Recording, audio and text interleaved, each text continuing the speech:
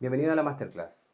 En este video te voy a mostrar en la práctica y en un caso real cómo realmente es que preparamos y rendimos la prueba en un juicio. Específicamente la prueba testimonial, que en general es la prueba más difícil que nos toca realizar dentro de un juicio. Entonces creo que estas herramientas te van a servir mucho para tu ejercicio profesional. ¿Para quién está Masterclass? Para abogados con poca experiencia que no han tenido juicios o que han tenido pero que no han sentido que han estado bien preparados. Para abogados que han ejercido en otras áreas relacionadas pero que no han tenido aproximaciones con la litigación. O con abogados que sí la han tenido pero que quieren mejorar sus resultados. ¿Qué vamos a aprender? Vamos a aprender cómo abordar un juicio y cómo elaborar una teoría del caso, la importancia de preparar una teoría del caso efectiva y todas las cosas que pueden pasar si es que tú elaboras una teoría del caso de manera apropiada. Vas a aprender que hay muchas cosas, mucho más allá de las expectativas del propio cliente, que devienen de precisamente una teoría del caso preparada de una manera efectiva. Cómo elegir y ordenar la prueba, cómo saber qué prueba aportar, qué prueba no aportar. Vas a ver cómo en el caso de Macarena pudimos sacar una prueba que iba a incorporar y que probablemente le hubiera afectado mucho en su teoría del caso y que podría incluso haber evitado que ganara su primer juicio penal. Vas a ver cómo también evitarlo en tu caso. Sabrás elegir testigos, cómo preparar testigos y específicamente qué no hacer cuando vas a preparar un testigo y vas a presentarlo en un juicio. Sabrás cómo elaborar un interrogatorio reduciendo las posibilidades de objeciones o de que los jueces te reten básicamente. Y finalmente vas a ver cómo tomar esta prueba y llevarla al alegato de clausura o observaciones a la prueba dependiendo del procedimiento que te toque. Acá se trata de una masterclass real y concreta, no con ejemplos inventados de un libro, sino que con ejemplos de la propia práctica y cómo llevarlos a tu práctica, aprovechando un caso propio en materia laboral. Soy abogado litigante hace más de 10 años y me dedico a asesorar abogados y empresas de todos estos años en distintos juicios, en materia penal, materia laboral y distintos otros procedimientos. Entonces, ¿cuál es la promesa? La promesa es que te vas a ir con herramientas prácticas y concretas. Y con estas habilidades vas a mejorar sustancialmente en tu próximo juicio. Entonces, vamos a la masterclass. El juicio es un escenario complejo, la verdad, donde se juegan cosas relevantes para una persona. Y que, en definitiva, vamos a tener un tercero imparcial que, en definitiva, te quita mucho control de lo que tú puedes decidir. Entonces, pasas de una situación más controlada a una situación donde tienes probabilidades de éxito. Entonces, esto hace que en definitiva sea muy relevante saber lo que estás haciendo cuando vas a un juicio. Cuando llega un cliente, lo primero que hacemos es escucharlo, es saber cuál es su planteamiento desde el caso en concreto para ver cuál va a ser su teoría del caso. Para esto se ahonda en lo más posible en todos los antecedentes que tengan, aun cuando ellos lo consideren irrelevante. Siempre son importantes saber todo el contexto que engloba el caso que te plantea. Cuando hablamos de la teoría del caso, nos referimos a que esta es nuestra versión de los hechos, la que debe ser capaz de explicar por qué nuestra teoría de legal debe ser acogida. La teoría del caso debe ser omnicomprensiva, debe considerar la teoría de la contraria, debe ser flexible. ¿Qué debe considerar una teoría del caso? Debe considerar los hechos, de estos se dividen y no son todos los hechos, son los hechos jurídicamente relevantes. Ahora, ¿cuáles son los hechos? Tenemos que considerar los hechos positivos, negativos, neutros e inamovibles. Primero, los positivos. Digamos, un caso donde existió un tiroteo y la víctima falleció pero por un disparo en la nuca. Entonces, dentro de todos estos hechos, dentro de este hecho, en definitiva, habían cosas que tú podías desmembrar, en definitiva, y decir, ok, tenemos los hechos positivos. ¿Qué hecho positivo? Un testigo lo vio participar al imputado, lo vio participar en la balacera. Efectivamente, un hecho positivo para la fiscalía. El hecho negativo era, básicamente, negativo para la teoría del caso de la fiscalía, era que la víctima y el imputado eran amigos, lo que hacía poco razonable pensar que él hubiera sido el homicida. Después tenemos los hechos neutros, por ejemplo, la hora, que no incide en definitiva, que explican contexto, pero que no incide radicalmente en ninguna de las teorías del caso. Y finalmente, un hecho inamovible. Un hecho inamovible es aquel contra el que no puedes atentar. Tu teoría del caso no puede vulnerar ese hecho. Y el hecho es que había una persona muerta con un balazo en la cabeza. Entonces, en esa audiencia, dentro de las cosas que se hablaron, fue que el defensor en ese minuto cuestionó la existencia de delito. Y el juez rápidamente le dijo, a ver, hay una persona con una bala en la cabeza, digamos. Entonces, no hay cómo cuestionar que existió un delito. En eso uno no se puede caer. Entonces, los hechos son positivos, negativos, neutros e inamovibles. Además de los hechos, hay que considerar el derecho.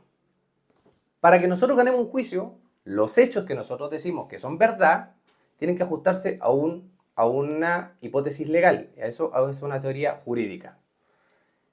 Finalmente, también tenemos que considerar la prueba. Y para eso tenemos que investigar. En el juicio jamás se va a investigar. Uno va a presentar la prueba que ya conoce, la prueba que ya sabe de su existencia. Entonces, en ese caso lo que tenemos que hacer es conocer todos los antecedentes, incluso aquellos que tienen que ver indirectamente con los hechos. Acá es un tema bien relevante hablar. Hace un tiempo llegó un cliente con un caso diciéndonos que le iban a imputar el hurto de mucho dinero. Evidentemente, él estaba preocupado, esto era de la empresa en la que trabajaba, estaba preocupado y quería una defensa penal, porque sabía que ya habían voces de que iban a imputarle cargos. Cuando llegó, habló de todos los hechos que en definitiva a él le preocupaban y nos explicó cómo había sucedido todo.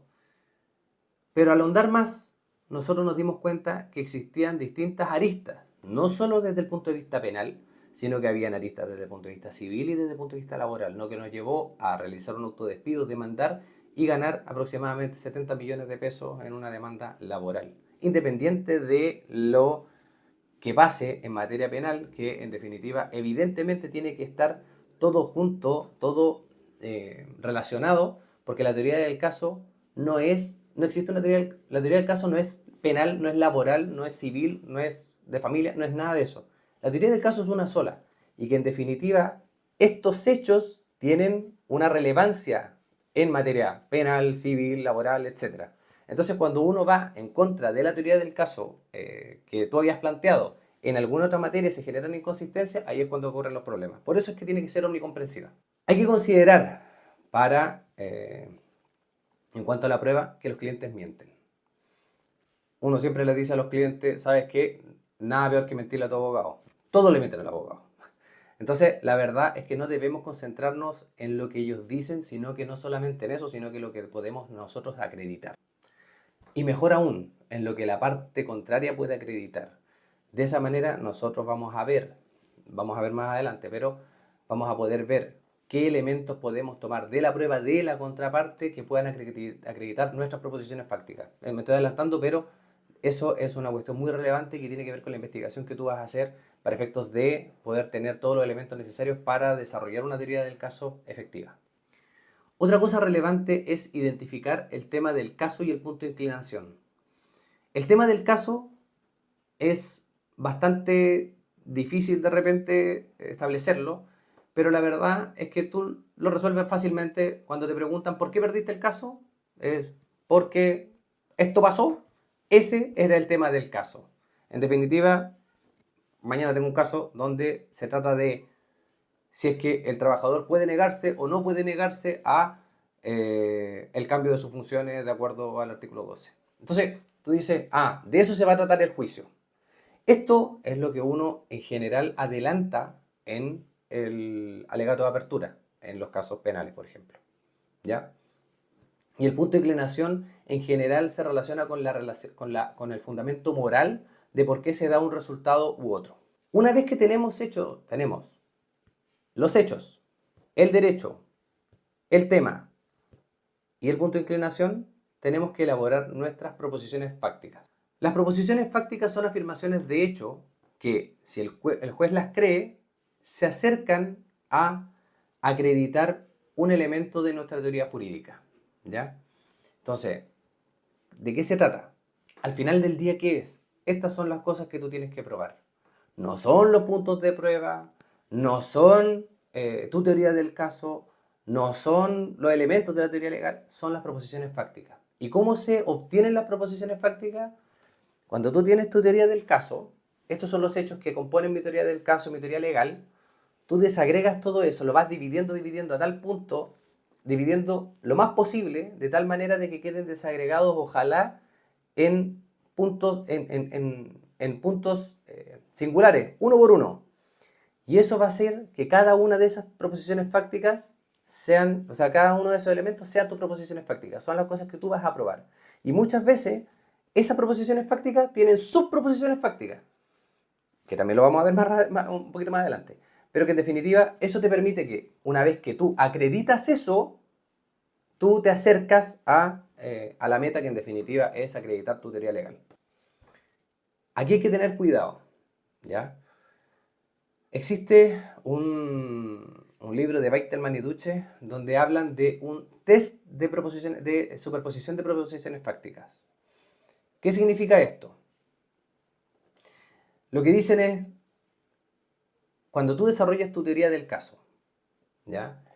Y tienes alguna proposición fáctica que puede tener una interpretación distinta, entre más factible sea la interpretación distinta, debes intentar de eliminarla o modificarla. Entonces, en definitiva, el problema está en cuando existe una proposición fáctica que puede tener dos interpretaciones distintas y en definitiva la otra puede afectar tu teoría del caso. Voy a explicarlo en un caso práctico. Entonces, en un caso nos tocó que había una abogada que tenía un caso donde me tocó asesorar. ¿Y qué es lo que pasaba? Este era un caso por robo con violencia.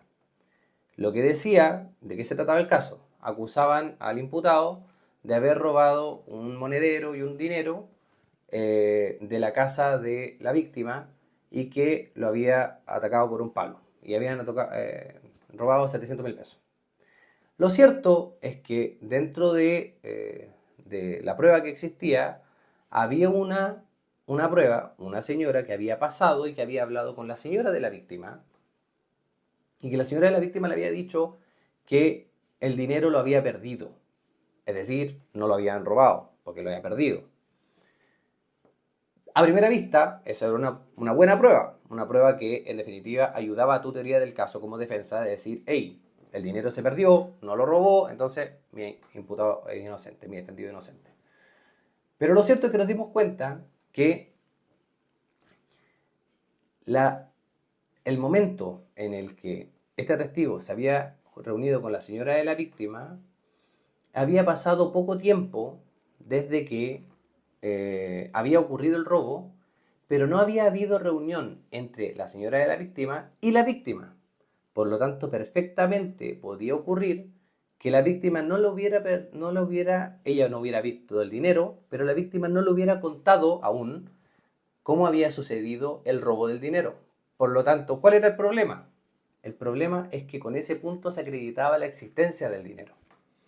Entonces, en definitiva, la participación de este testigo podía ser contraproducente porque, en estricto rigor, la Fiscalía no había acreditado el punto de la existencia del dinero aún y podríamos haber nosotros incorporado una prueba que sí le iba en ese sentido, por lo tanto, afectaba nuestra teoría del caso. Entonces, si te pones a pensar, si bien es cierto que una proposición fáctica, por ejemplo, en este caso era el dinero se había perdido en vez de el dinero había sido robado, la verdad es que el acreditar esa proposición fáctica podía afectar a nuestra teoría del caso porque en estricto rigor la existencia del dinero todavía no había sido establecida. De esa manera, el hecho de determinar el realizar este test de superposición de proposiciones fácticas fue muy relevante para efectos de no presentar esa prueba y en definitiva evitar este problema. Ahora, ¿cómo se elaboran las proposiciones fácticas? Vamos a ver que, tenemos, en este caso, era un caso de despido antisindical. Una de las proposiciones fácticas, nosotros señalábamos como teoría del caso que el despido no había tenido que ver con el sindicato, que no existe despido antisindical. Entonces, ¿cuáles ¿cuáles eran algunas de las proposiciones fácticas? Primera proposición fáctica: no existía sindicato al momento del despido. Entonces, de esa proposición fáctica, nosotros decimos, a ver, el hecho de que no existía sindicato al momento del despido, ¿eso nos lleva a ganar el juicio? No. Pero nos lleva un paso más adelante, efectivamente. Pero, ¿cómo acredito eso? Nosotros sacamos de aquí subproposiciones fácticas, donde decimos el sindicato se creó después. No supimos de su constitución. No supimos quiénes lo integraban. Entonces, tú a partir de esa no existía sindicato en ese momento, en el momento del despido, el despido se produjo en tal fecha. El sindicato se constituyó en esta otra fecha. Por lo tanto, tú vas desagregando la misma proposición fáctica en distintas subproposiciones fácticas, que son aquellas que tú vas a consultarle al testigo de su existencia. Se fiscalizó por práctica antisindical con ocasión del despido y salió sin multa. Se fiscalizó 12 veces en 8 meses y ahí se analiza todas las contrataciones y despidos y no se pasó una multa. Entonces, en definitiva, en cada proposición fáctica tú sacas subproposiciones fácticas donde tú puedes ir acreditando y, en definitiva, ir acercándote a la meta que tú quieres acreditar. También lo que se hace es elegir y ordenar la prueba.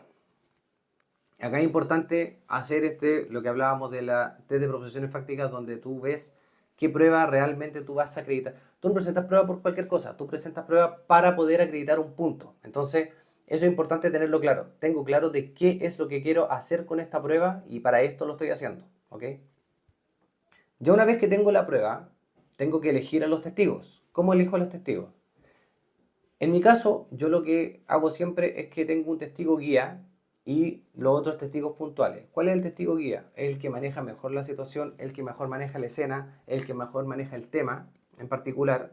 En general, en los casos grandes, tú tienes muchos temas, entonces el testigo guía es el que maneja este tema en particular. Tú tienes testigo guía por tema.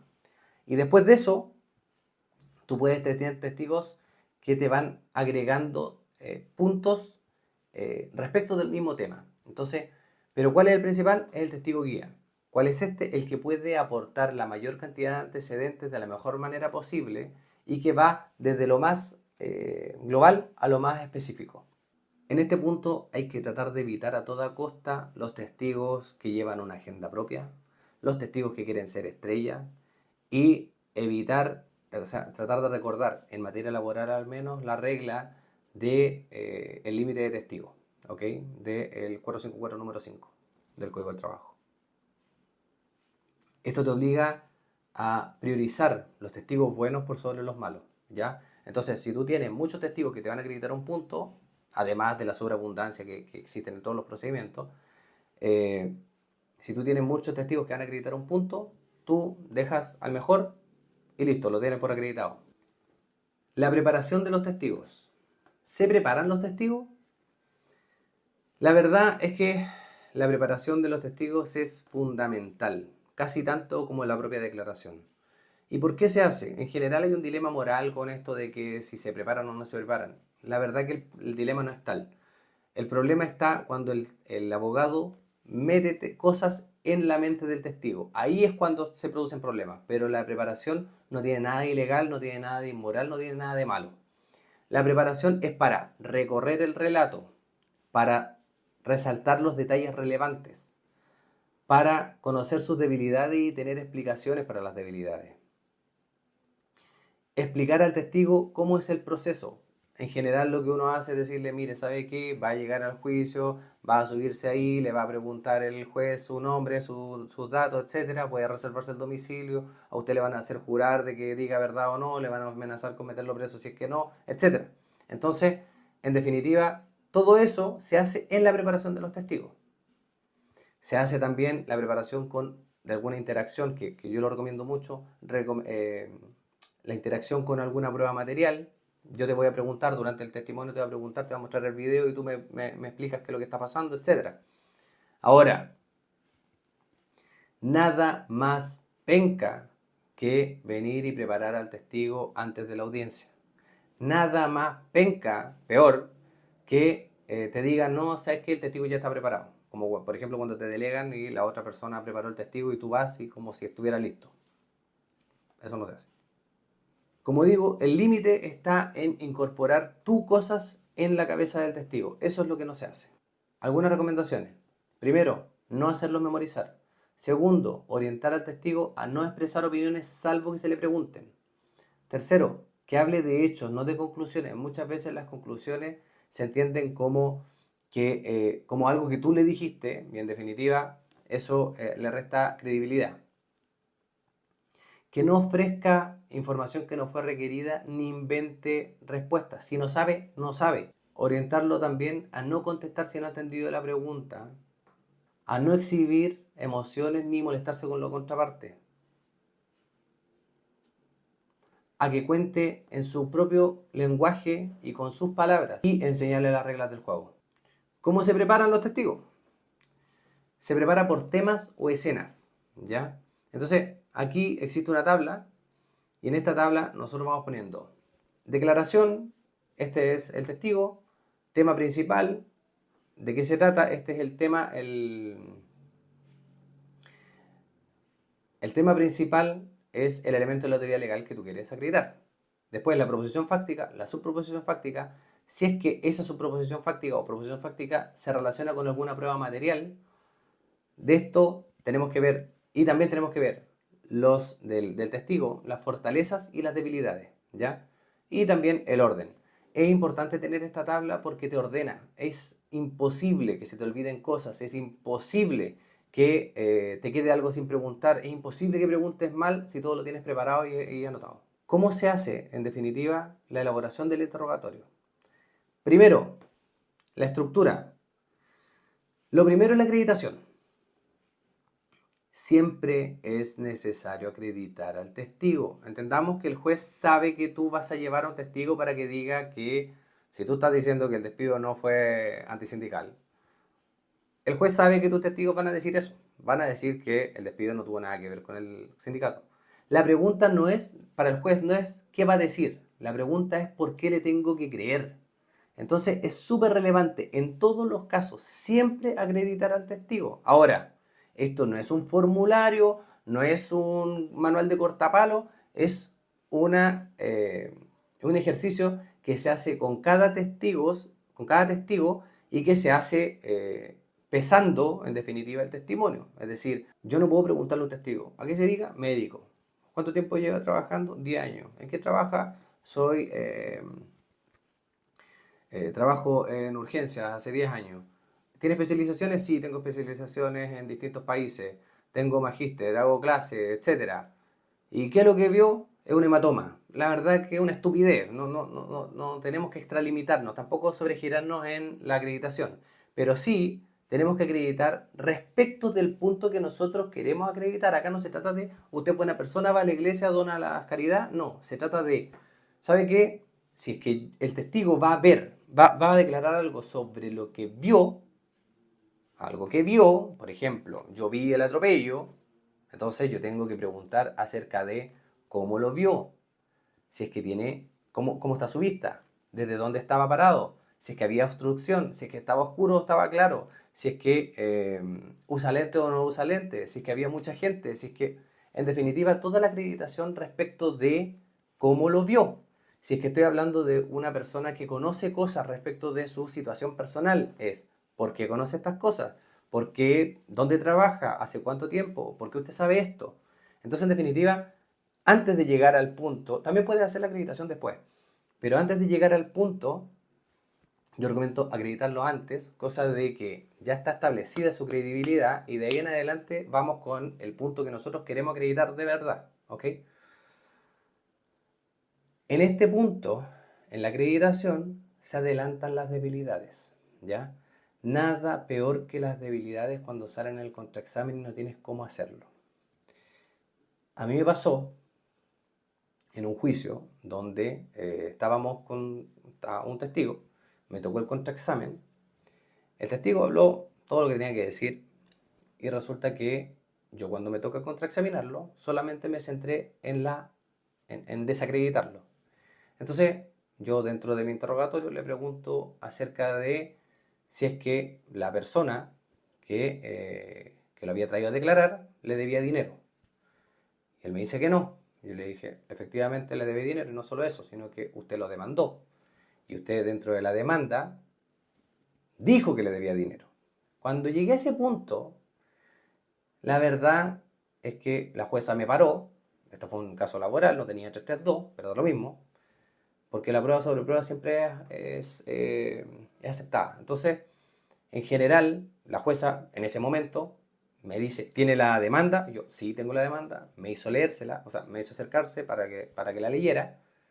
Y después de eso, el testigo no tuvo nada más que decir, daba lo mismo lo que había hablado, da lo mismo, la credibilidad se fue al suelo. Entonces, en definitiva, si él hubiera tenido, si el abogado, el colega, hubiera sabido esto, asumo que no lo sabía, si no lo sabía, si hubiera sabido esto, lo hubiera podido haber adelantado, pudiera haber dicho que llegaron a un acuerdo y que todavía no se hace presente en el tribunal, podría haber dicho lo que sea, que quizás podría haber morigerado el efecto que produjo el contrainterrogatorio. Por lo tanto, es importante saber la debilidad, porque cuando tú no la sabes y tú no la explicas, al salir en el contrainterrogatorio, estás muerto. Después de la acreditación, ¿qué es lo que viene? El desarrollo. ¿Cómo se hace esto? La verdad es que se hace como una película. Un error muy común es simplemente venir y decir el punto y lo dimos por acreditado. La verdad es que no tiene que hacerse así. Acá yo me acuerdo siempre de una serie que se llama The Offer, que habla del padrino, de cómo se hizo el padrino, y muestra cómo realmente se enfocaban en cada escena. Entonces, nosotros cuando declaramos, hacemos la declaración y preparamos una declaración, tiene que ser igual que una película. Nosotros hablamos de la escena en general, pero después le vamos haciendo zoom a todas las partes que en definitiva son relevantes para acreditar nuestra teoría del caso. Entonces tenemos que tener la preparación y la, eh, tenemos que tener la paciencia de ir en cada punto relevante, ir haciendo zoom y preguntando los temas que se interesan, que son necesarios. Y de esto ser lo más descriptivos posibles, ¿ya? La verdad, al final del día, esto, ¿de qué se trata? Cuando nosotros planteamos un caso y nosotros tratamos de acreditar algo, es tratar de hacer que el juez vea desde nuestro sillón cómo se ve el caso. Y en definitiva decirle, ¿sabes qué? Desde nuestro caso, desde nuestro sillón, se ve mucho más claro todo. En cambio, si nos vamos al de la contraparte, la verdad que hay muchas cosas que no encuadran, que no se entienden. Entonces, vente para acá y aquí sí tú ves todo claro. Entonces, básicamente se trata de eso. Por lo tanto, tenemos que ser lo más gráficos posible. No se trata de que el testigo diga todo lo que sabe, sino todo lo que sirve.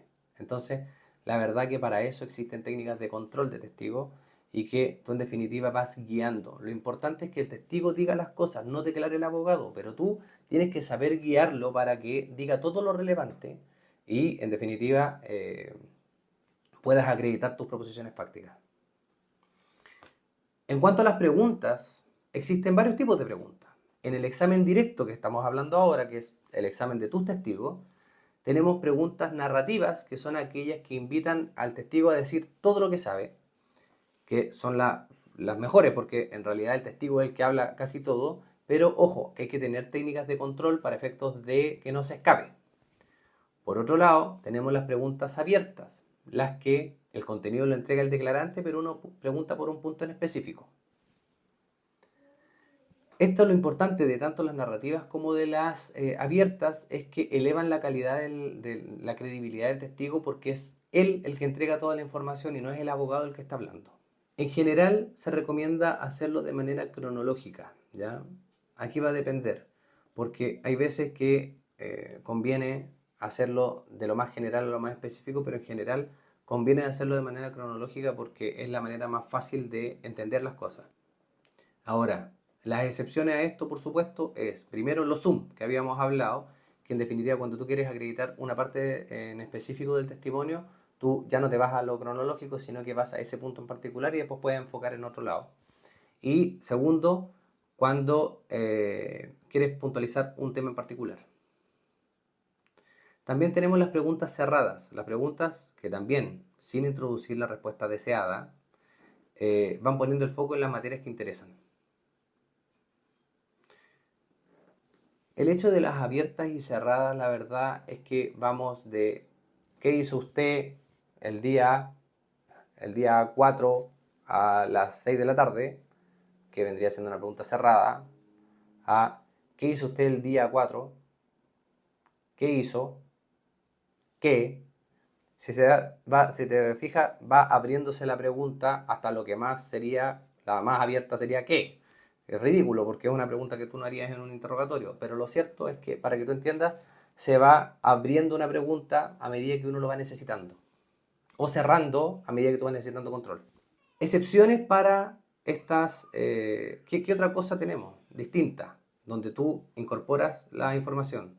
Por ejemplo, los títulos. Tú vienes y dices, ¿sabes qué? Ahora hablemos de lo que pasó el día jueves. Ahora hablemos de el color del auto. Ahora hablemos de tal tema en particular. En definitiva, si bien es cierto que esa podría entenderse como sugestiva, que son aquellas que incluyen la respuesta deseada, la verdad es que en general se permiten porque son transiciones. Ya, ¿cómo se hace en la práctica al final? Dijimos que teníamos una columna, perdón, teníamos una tabla de 8 columnas. Declaración, tema principal, preposición fáctica, suproposición fáctica, prueba material, fortaleza, debilidad y orden del testimonio. Entonces, cuando nosotros ya tenemos la declaración, cuál es el testigo, ya tenemos la fortaleza y debilidad, tenemos el orden y tenemos la prueba material. Pero, ¿qué es lo que hacemos con las otras tres? Tema principal, proposición fáctica y subproposición fáctica, que es lo que nosotros tenemos que acreditar. Entonces, hablemos del tema principal. El tema principal tenemos el despido de Sánchez no tuvo relación con el sindicato. Perfecto. Ese es el tema principal. Proposición fáctica, que nosotros queremos acreditar para ese tema principal, podríamos decir que se despidió por carta de despido el 31 de marzo del 2023. Ok. Después, ¿eso basta para venir y acreditar el punto? No, por ningún motivo. Pero nos acerca un poquito. Entonces nosotros venimos y decimos, ya, esa es la proposición fáctica. Su proposición fáctica, podemos decir que la persona de recursos humanos lo llamó para notificarlo. Perfecto. Se llamó el 3 de abril para que firmara finiquito. Perfecto. El día 15 se le envía el finiquito y se le envía la comunicación de que el finiquito estaba por firmar. Perfecto. El 17 de abril se le llama de nuevo para que vaya a firmar el finiquito. Todo este proceso es un proceso estándar, por lo tanto, en definitiva, no había nada que lo hiciera especial. Perfecto. Se hace constancia en la inspección del trabajo de la existencia de finiquito. En definitiva, ahí nos vincula, tanto la carta como esa constancia nos vincula con prueba material. Otra subproposición fáctica. El motivo del despido fue por término del contrato de Excon al que estaba asociado. Entonces tenemos que acreditar como subproposición fáctica. En el mes de marzo se pone término del contrato de Excon. Listo. El trabajador estaba asociado al contrato. Perfecto. Se despidieron otros trabajadores. Fueron como 40. Perfecto.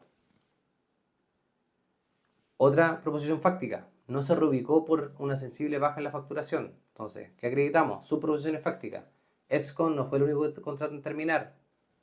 Hubo otros contratos además donde se redujeron la dotación. En el mismo periodo fueron despedidos cerca de 40 trabajadores, que ya lo habíamos señalado, pero que también apoya en esta subproposición fáctica. Perfecto. Vamos, después. Otra proposición fáctica que, recordemos, tiene que ver con que el despido no tuvo que ver con el sindicato. La otra proposición fáctica nos dice, recién el 27 de abril tuvimos noticias del sindicato. Subproposición fáctica número 1. El trabajador envía un correo el 27 de abril señalando que había constituido un sindicato. Acompaña el certificado de fecha 17 de abril. Solicita la reincorporación recién en esa fecha. Está fuera de plazo. Solicita su reintegro y está fuera de plazo. Solicitamos la inspección del trabajo, información, y esta nos dijo que le pidiéramos por transparencia.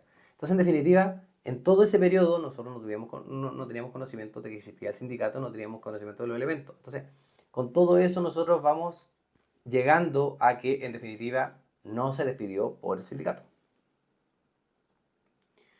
Finalmente, se nos fiscalizó por despido sindical y no hubo indicios. Perfecto. Subproposición fáctica. Se nos fiscalizó 12 veces en 8 meses. Por motivos de práctica, fue por motivos de práctica antisindical. Por despido antisindical.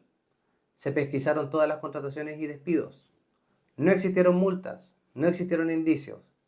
En definitiva, todas esas subproposiciones fácticas apoyan a que, en definitiva, porque si nos lo analizamos, y si hubiera pasado una multa por despido sindical, estamos muertos. Pero resulta que todos estos elementos nos dicen, mira, ¿sabes qué? Hubo alguien que investigó y que, en definitiva, no determinó que el despido había sido antisindical. De esa manera, nosotros vamos desagregando el elemento de la teoría legal con las proposiciones fácticas y las subproposiciones fácticas y los vamos desarrollando uno a uno. Y después, cuando a nosotros nos toca acreditar, por ejemplo, en el caso de las fiscalizaciones, nosotros le preguntamos a la persona, a nuestro testigo, en definitiva, a qué se dedica, cuál es su labor, en qué se desempeña, bla, bla, bla. Y nosotros le preguntamos después, a ver, dentro de su labor, ¿han sido denunciados? Sí, tuvimos fiscalizaciones, no sé qué. ¿Cuántas fiscalizaciones? Tantas. ¿De qué se trataron? Tantos. ¿Qué documentos le pidieron? Tantos documentos. ¿Por cuánto tiempo la fiscalizaron? Claro. ¿Cuál fue la fiscalización más importante? Tanto. ¿Qué es lo que hicieron en esto? ¿De qué se trató? ¿Qué otras pruebas señalaron? Tomaron diligencias, tomaron declaraciones, pidieron las redes sociales de la empresa, etcétera. Entonces, en definitiva, después de eso, ¿qué consecuencias trajo? No, no trajo ninguna consecuencia. Entonces nosotros no le preguntamos, no tuvieron multa, ¿cierto? No, sino que le preguntamos a partir del punto en el que nosotros queremos llegar, que básicamente es la meta, vamos llevando a la testigo a decir lo que nosotros necesitamos que diga. Y ahí anotamos el punto y seguimos al siguiente. Y así con todas las proposiciones fácticas. Tips para una declaración efectiva. Primero, anda preparado y maneja los tiempos. Si no lo haces, pones nervioso al testigo y exaspera al tribunal. Segundo, prepara al testigo, no le entregues un guión. Tercero, usa lenguaje común y sin calificaciones. El testigo va a acreditar hechos. Anda directo al punto. Los jueces son muy poco tolerantes a los rodeos. Deja que hable el testigo, no hables tú. Escucha al testigo, esta es la regla de oro. Escucha al testigo. Nunca declaran igual que como lo preparaste. Por lo tanto, y nada peor que preguntarle lo que acabas de preguntarle. Por eso es que la lista de preguntas es mala. Porque cuando tú vas con una lista de preguntas, muchas veces el testigo responde algo que tú ya o que tú ya vas a preguntar y que él ya lo dijo. Entonces, en definitiva, se nota, y no solo se nota, sino que indispone al tribunal, y no solo eso, sino que pone nervioso al testigo y te pones nervioso tú. Si tienes la posibilidad, usa apoyo gráfico. Comienza y finaliza de manera sólida. Nunca olvides el tema del juicio. Y nunca, nunca, nunca salir a pescar. Todos los abogados no podemos hacer preguntas honestas en un juicio. Solamente puedes preguntar aquello que tú sabes la respuesta.